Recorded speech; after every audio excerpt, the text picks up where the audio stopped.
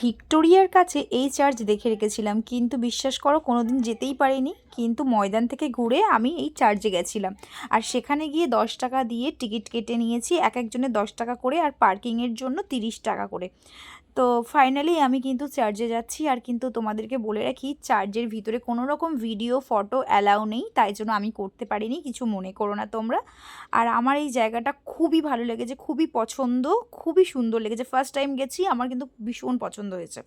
তারপর আমি কিন্তু আমার মতো ভিডিও ক্লিক করছিলাম, সেই ক্লিপগুলো নিয়ে আমি তোমাদের সঙ্গে একটু শেয়ার করলাম। যদি ভালো লাগে অবশ্যই কিন্তু লাইক করো আর কমেন্ট করো।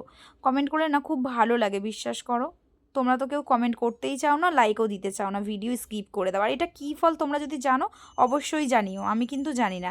আর এইখানে না বাচ্চাদের জন্য কিন্তু পার্ক আছে, এখানে গিয়ে ওরা এনজয় করতে পারবে, খেলতে পারবে, দোলনা আছে। তারপর আবার আমি এখানে এসে ক্লিপ নিচ্ছিলাম, ভিডিও করছিলাম, ফটো তুলছিলাম। তো তোমাদের যদি ভালো লাগে অবশ্যই অবশ্যই কিন্তু লাইক করো অ্যান্ড শেয়ার করো।